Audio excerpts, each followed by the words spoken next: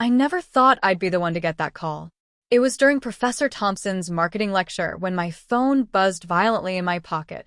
I usually kept it on silent, but for some reason, that day I forgot. When I saw his mom flash across the screen, my stomach dropped. My dad had been battling lung cancer for over a year, and deep down, I knew what this call was about. Lily, Mom's voice trembled on the other end. It's your dad, he's gone. The lecture hall, once filled with the hum of students and the professor's monotone voice, suddenly felt suffocating. At 22, I thought I was prepared for this. Dad, and I had talked about it during my last visit home. The doctors had said there was nothing more they could do. He'd held my hand, his grip weak but his voice steady, and told me, "You're strong, Lily. You'll be okay." But nothing, absolutely nothing, prepares you for the moment when the person who's been your rock, your guide, your everything is gone. I'd always been Daddy's girl. He was the one who taught me how to ride a bike, who stayed up late helping me with my science projects, and who drove me to every college tour, no matter how far. Mom, on the other hand, was different. She was more of a dreamer, always chasing the next big idea. She'd never held a steady job, preferring to dabble in various creative ventures, painting, writing, even starting a small online boutique that never quite took off. Dad didn't mind. His job as an accountant provided well for us, and he loved seeing Mom happy, even if her dreams never quite materialized. After getting permission from the dean's office to take time off, I booked the first available train home. The 4-hour journey gave me too much time to think. I thought about the last few months, how Dad had been so meticulous about everything, even his illness. He'd made sure I visited regularly, had long talks with me about my future, and kept reminding me how proud he was of my decision to study finance. "You've got a good head on your shoulders, Lily," he'd say. "You'll go far." When I arrived at our modest suburban home, Mom was waiting at the door, her face streaked with tears. She pulled me into a tight hug, her silk blouse damp from crying. "Oh, Lily," she sobbed. "What am I going to do? This house, the bills. I haven't worked in years." I guided her to the kitchen, noticing the half-empty wine glass on the counter. "Mom," I said gently, "we need to focus on the funeral arrangements first. Did Dad leave any instructions?" She waved vaguely toward his study. "Everything's in his desk. He was always so organized." The next few days were a blur of funeral preparations. Mom seemed unable to handle any decisions, dissolving into tears whenever I asked her opinion about flowers or the service program. I found myself coordinating with the funeral home, calling relatives, and handling all the arrangements while she calmed her nerves with more wine. The morning of the funeral arrived, crisp and clear. The house was filled with people offering condolences and bringing casseroles.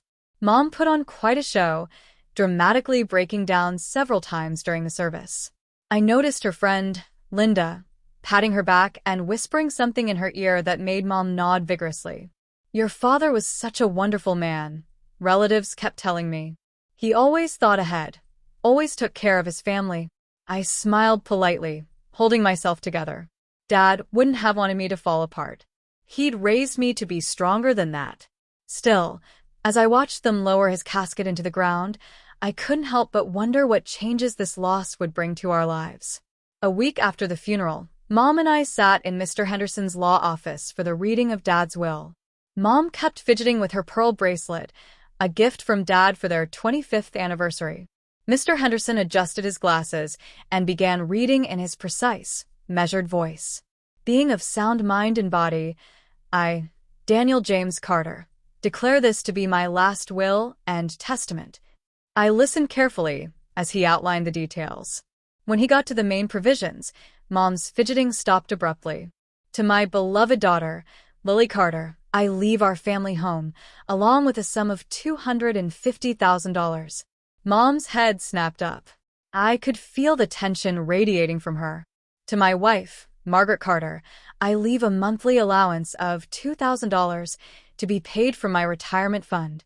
"That's it." Mom's voice cracked. "I'm his wife. 25 years of marriage, and this is what I get." "Mrs. Carter," Mr. Henderson's tone was gentle but firm, "your husband carefully considered these arrangements. The will is properly executed and legally binding. It would be best to accept his decision. Mom muttered something under her breath, her fingers now twisting her bracelet, so tight I worried it might break. The drive home was tense, filled only with her occasional mumbled comments about how unfair it all was. "I can't believe he would do this to me," she kept saying. That evening, I made us a simple dinner, Dad's favorite lasagna recipe. Mom pushed the food around her plate before finally looking up at me. "Lily," her voice wavered, "why would your father leave everything to you? The house, all that money. I mean, what am I supposed to do? Where am I supposed to go?" I reached across the table and took her hand. "Mom, you don't have to go anywhere. You can stay here and take care of the house while I'm at college. It'll be good for both of us." Mom's entire demeanor changed. She squeezed my hand, tears welling in her eyes. "Oh, Lily, you're the best daughter in the world. I knew you wouldn't let me down." A few days later, I returned to college, setting up automatic payments for the house utilities and property taxes from the account Dad left me. Mom and I started having regular video calls. She seemed to be doing better, telling me about the pottery classes she'd enrolled in to help cope with her grief. But as weeks turned into months, our communication pattern began to change.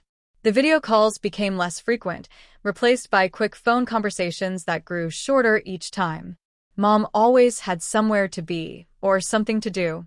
I told myself it was good that she was keeping busy, that maybe this was her way of healing. December arrived with a dusting of snow and the promise of Christmas in the air. After months of increasingly short phone calls with Mom, I decided to surprise her with an early holiday visit. The train ride home was filled with memories of previous Christmases, Dad carving the turkey, Mom laughing as she tried to untangle the Christmas lights, the three of us sitting by the fire, sipping hot cocoa. From the train station, I took a taxi home, watching familiar streets pass by. I used my key to quietly open the front door, planning to surprise Mom. The house smelled of cinnamon and pine, at least that hadn't changed. But then I heard laughter coming from the living room, Mom's voice and a man's. I stepped into the doorway and froze. Mom was sitting on our couch next to a man I'd never seen before. He looked maybe 10 years younger than her, wearing a scarf that looked like it belonged in an art gallery, and holding her hand. They were sitting close, laughing about something, looking completely comfortable with each other. "Lily."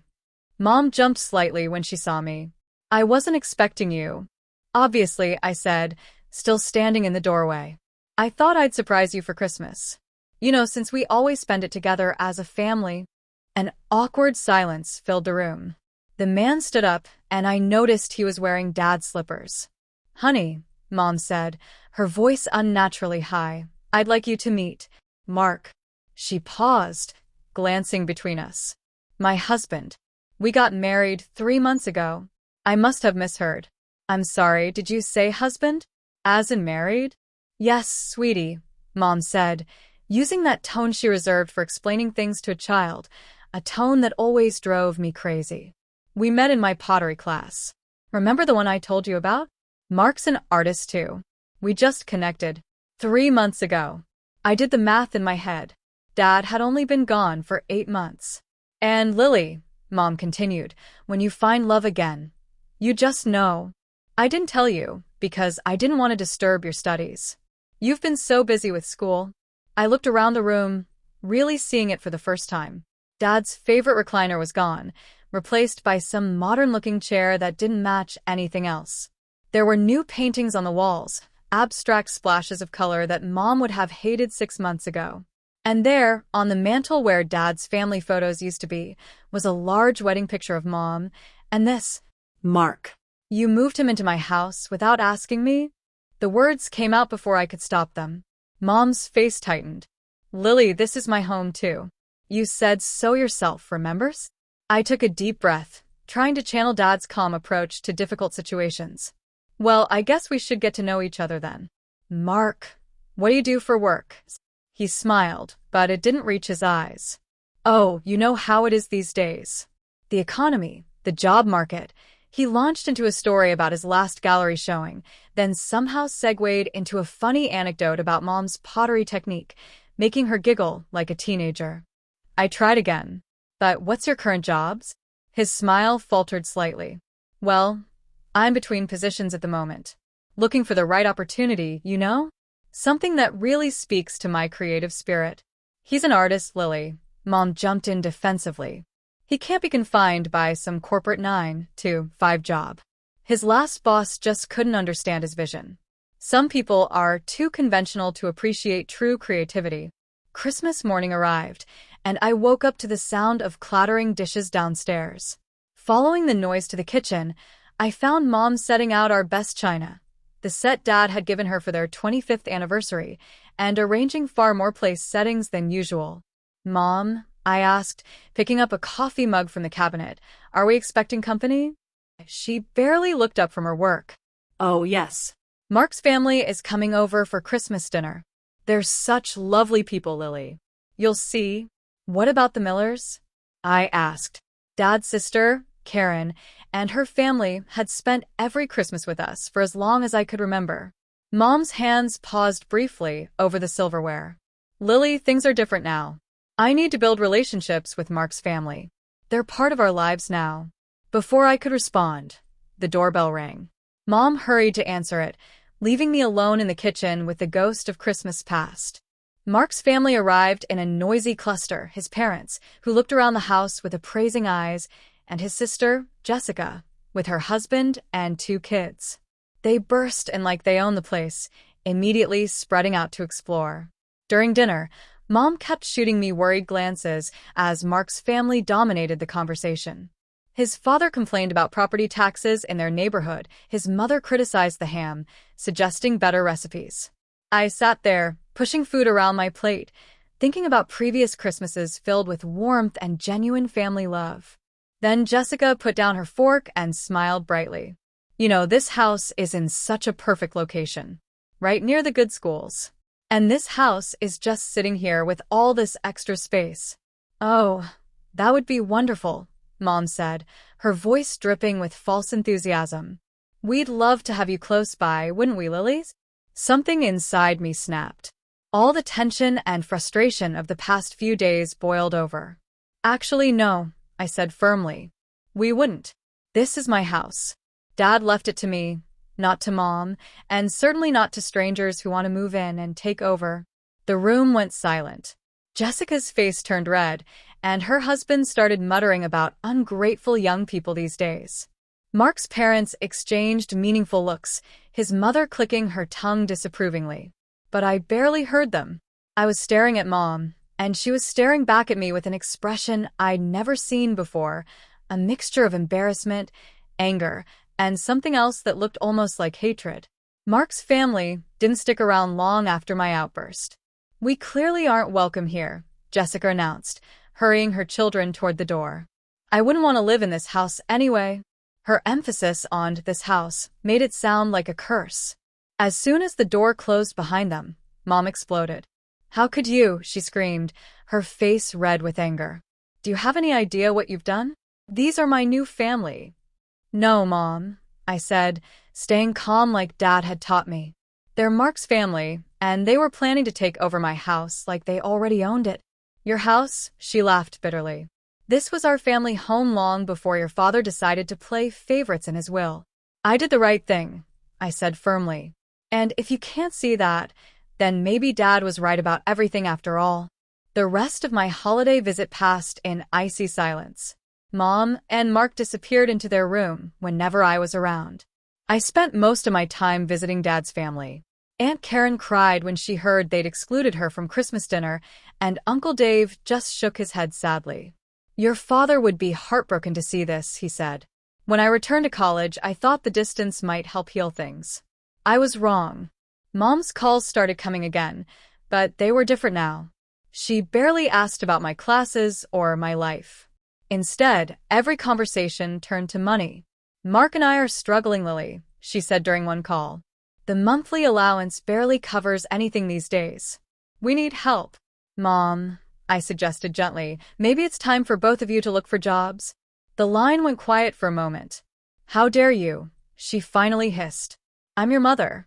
I raised you, and now you're acting like some cruel, heartless stranger. The call ended with a click.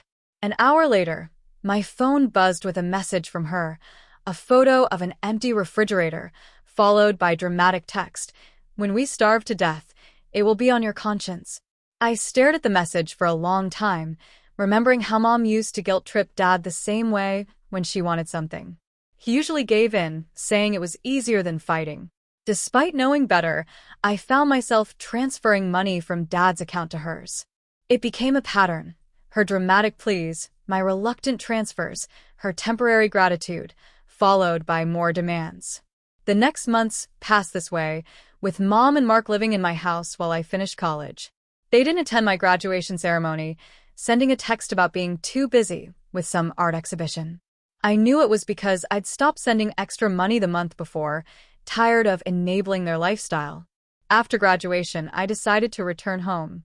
When I told Mom my plans, her response was lukewarm at best. "Oh, you're moving back," she said, her voice flat. "Well, I suppose it is your house." The way she emphasized "your house" reminded me of Jessica's tone that Christmas Day. Finding a job didn't take long. Dad's old connections in the finance industry helped me land a position at Carter and Brooks Financial Services. I threw myself into the work, grateful for the distraction from the increasingly tense situation at home. Meanwhile, Mom and Mark settled into a routine of their own, one that didn't involve working. Mom still received her monthly allowance of $2,000 from Dad's retirement fund, but she spent most of it entertaining Mark's family. Every weekend brought another artistic gathering or dinner party, with Mark's relatives sprawled across our living room, drinking wine and critiquing each other's artwork. I started noticing the bills piling up. The utilities had doubled since I'd been away at college. Apparently, creative spirits needed a lot of heat and hot water. The grocery bills were astronomical, thanks to Mom's frequent parties. And somehow, I'd become responsible for all of it. Every time I came home from grocery shopping, half the food would disappear into one of their parties. I'd find empty wine bottles in the recycling bin and hear Mark's sister, Jessica, laughing in the kitchen, helping herself to the snacks I'd bought for my work lunches. "Your mother is so generous," I overheard Jessica say one evening. "Unlike some people in this house." The breaking point came after 3 months of this arrangement. I'd just finished paying the property taxes, which Mom had forgotten to mention were due, when she cornered me in the kitchen. "Lily," she said, her face set in that familiar expression she used to have when demanding something from Dad, "we need to have a serious conversation." "Actually, Mom," I said, "I've been wanting to talk to you too." But she cut me off. "Linda told me something interesting today. Her daughter, Emily, works in your department." My stomach dropped. Emily, the office gossip. "Of course. She says you're making $5,000 a month," Mom continued, her eyes narrowing. "And yet, look how you're treating your family, the bare minimum on groceries, complaining about every little bill, making Mark feel guilty about his art supplies. You're being selfish and greedy, just like your father accused me of being all those years." I stared at her, shocked by the bitterness in her voice. "So here's what's going to happen," she continued, sounding eerily calm. "You're going to give me your entire salary each month.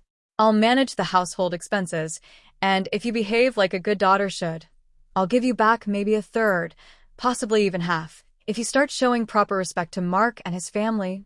I stood in my kitchen, staring at my mother in disbelief. The woman who had packed my school lunches, who had kissed my scraped knees, who had cried in my arms at Dad's funeral, was now demanding my entire salary like some sort of feudal lord. "I'm not giving you my salary," I said firmly. "In fact, maybe it's time both you and Mark found jobs. I'm tired of supporting you." Her face contorted into an ugly grimace. "Your father left you more money than you deserve, $250,000, and you're too selfish to share with your own mother." I felt a headache building behind my eyes. "We'll talk about this tomorrow," I said, turning to leave. "When you're thinking more clearly." The next morning, I came down to breakfast to find Mom and Mark sitting at the table, looking like cats who'd caught a canary. The kitchen smelled of coffee and manipulation. "Lily, dear," Mom began, her voice honey-sweet, "Mark and I had a long talk last night." Mark nodded sagely beside her, wearing another one of the expensive sweaters I'd essentially paid for. "We've come up with the perfect solution," she continued. Since we take such good care of the house, cleaning, cooking, maintaining everything, it's only fair that you pay us for our services. Mark smiled benevolently. We think your full salary, the $5,000, would be fair compensation. I took a long sip of coffee, letting the absurdity of their proposal sink in. The house they claimed to maintain had dust bunnies the size of actual bunnies. The last time Mom had cooked was probably before she met Mark. And maintenance? They called me every time a light bulb needed changing. You know what? I said slowly. You're right. Services should be paid for.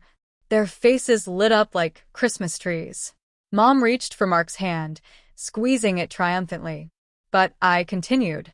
I won't be requiring your services anymore. Especially since there haven't actually been any services to speak of, unless you count drinking wine and hosting parties as household maintenance. The smiles froze on their faces.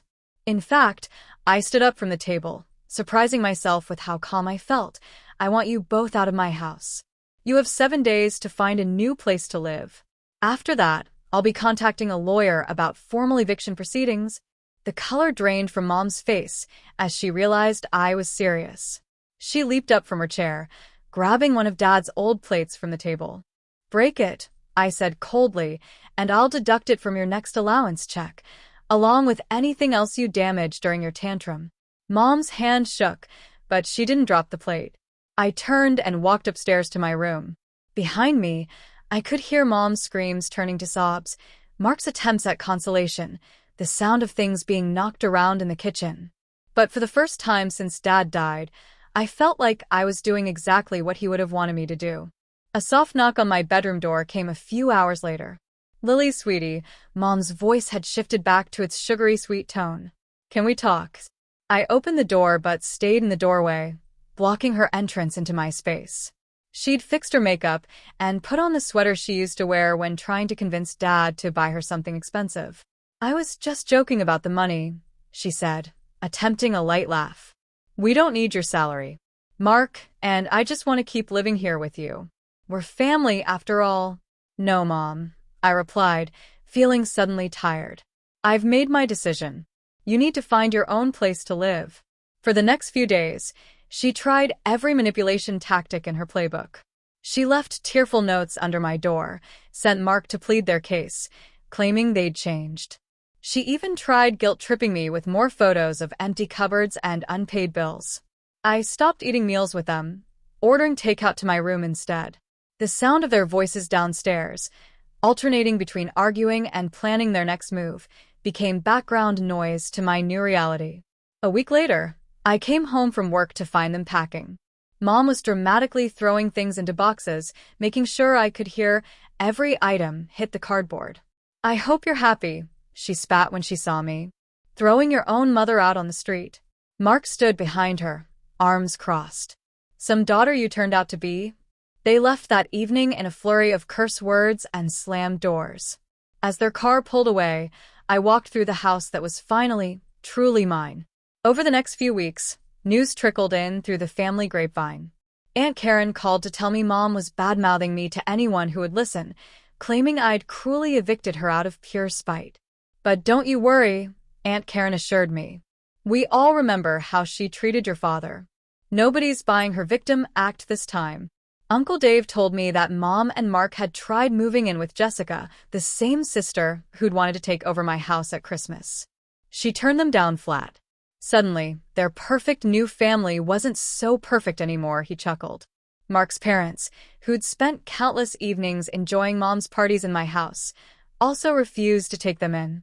Even their public support evaporated once the free wine and appetizers stopped flowing.